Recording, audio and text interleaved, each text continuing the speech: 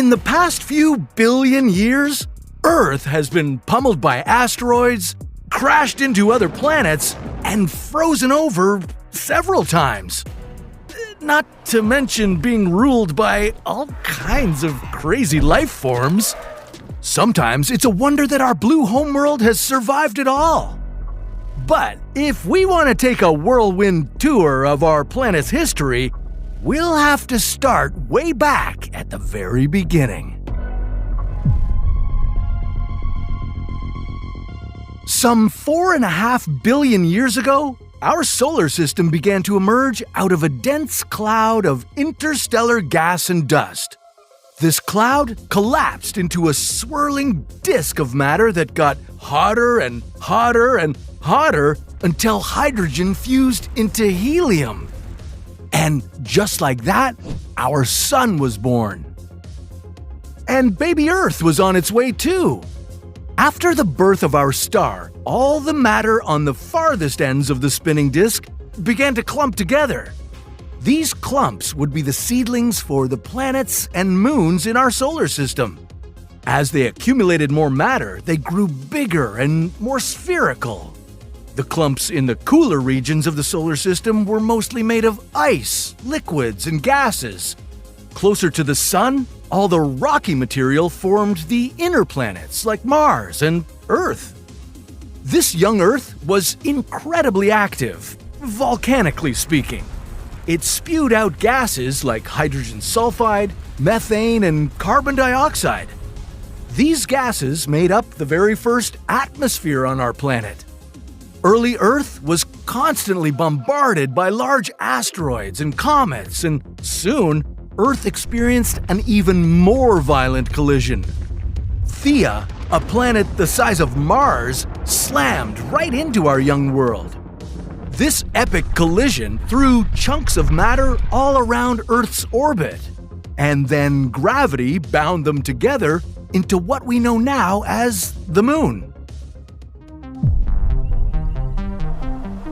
On this hot, early Earth, there were no oceans. All water existed as gas. But 3.8 billion years ago, our planet cooled enough for water to condensate and become liquid. The very first primitive ocean covered this young Earth and turned it into a water world.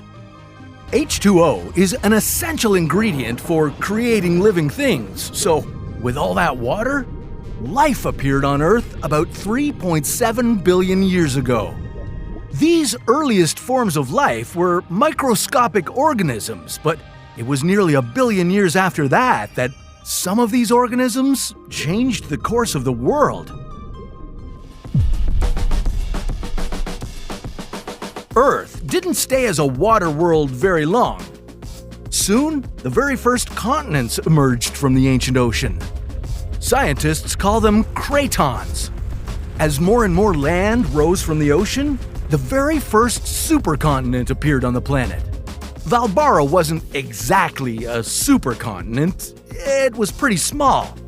Scientists think it was smaller than the continent of Australia. Around 2.4 billion years ago, cyanobacteria evolved to become our planet's first photosynthesizers. Finally, we had some oxygen producers to make Earth's atmosphere much more hospitable. And the rest is history, folks. Just kidding, we've still got a long way to go. With all this new oxygen, Earth's atmosphere had much lower levels of carbon dioxide. And that made the planet icy cold. Much of our young world froze over as Earth saw its first ice age. Now, as Earth's atmosphere was changing, the continents were moving too. They broke up and reassembled into the next supercontinent, Rodinia. Rodinia was a real supercontinent. It may have been the largest supercontinent to ever cover the planet. And life? Well, life finally became more complex.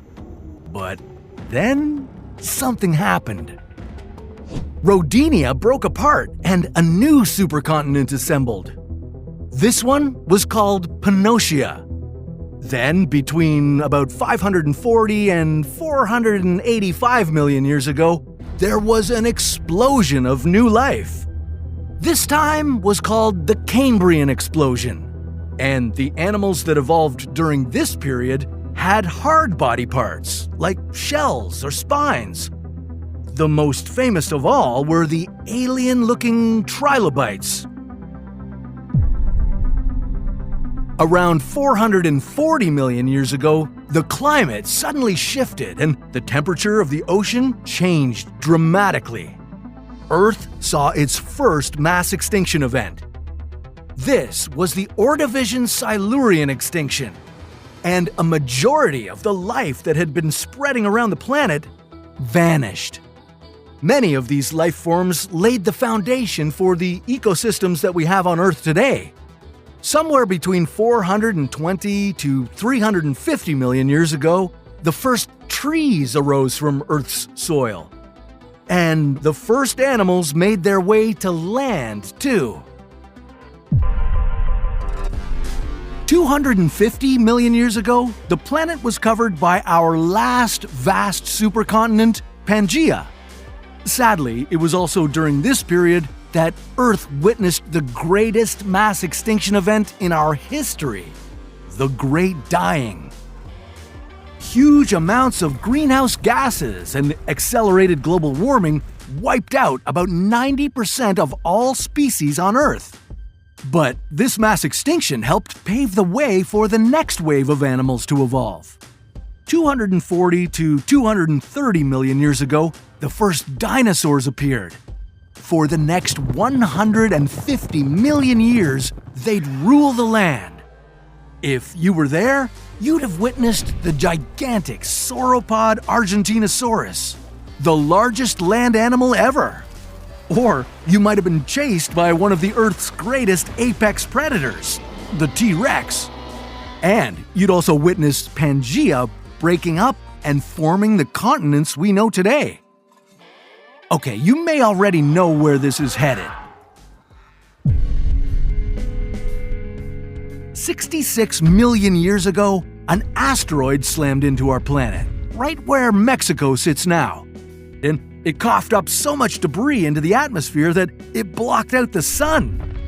This led to devastating climate changes that caused the dinosaurs to die out. In the next wave of emerging animals, mammals became more common. Around 6 million years ago, the earliest known humans started walking this world. This species was called Sahelanthropus, though they still likely walked on all fours. 4 million years ago, early humans began to walk upright, and about 1 million years later, they developed the first known tools, which they used to break things. Some 800,000 years ago, things sparked. These early humans discovered how to control fire and could now cook food and provide themselves with heat. Their brains continued to evolve, now more rapidly than ever. These humans learned to interact with each other and the surrounding world in whole new ways. Then, between 40,000 to 15,000 years ago, all other human species besides Homo sapiens went extinct. 10,000 years ago, Earth saw its earliest farmers. These previously nomadic humans stopped wandering the planet and finally put down their roots. Jumping way forward to about 250 years ago, the Industrial Revolution took place. We went through major technological, socioeconomic, and cultural transformations. Rural-based farm societies became more industrialized urban ones. Our human population continued to grow. By 1804, we reached 1 billion. By 1927, we'd hit 2 billion. And since the 1960s, the global population has risen faster and faster to where it is now, at over 8 billion people. And now there's a new threat to human existence and many other forms of life here on Earth: climate change.